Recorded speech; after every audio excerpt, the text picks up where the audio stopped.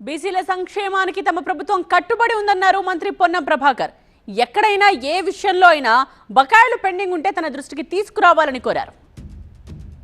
సభ్యులు అడిగినట్టుగా కళ్యాణ లక్ష్మి నేను సభ గౌరవ శాసనసభ్యులు శాసనమండలి సభ్యులు ఎక్కడైనా ఇయ్యాలంటి వరకు సింగిల్ కేసు పెండింగ్ ఉన్నా అప్లికేషన్ రాకపోతే ఏం చేయాలి అధ్యక్ష, గ్రీన్ ఛానల్ ద్వారా పేమెంట్ క్లియర్గా ఇస్తా ఉన్నాం.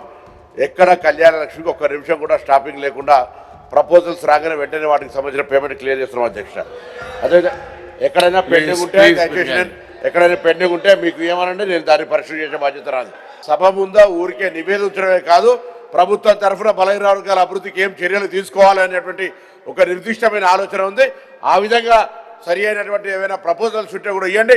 బలహీన వర్గాల బిడ్డగా తప్పకుండా బలహీన వర్గాలకు న్యాయం చేయడానికి కాంగ్రెస్ పార్టీ మరొకసారి చెప్తాను, సామాజిక న్యాయానికి కట్టుబడి ఉండేటువంటి పార్టీ సభ్యుడిగా బరాబర్గా కార్యక్రమం తీసుకుంటామనే మాట మనం చేస్తాను.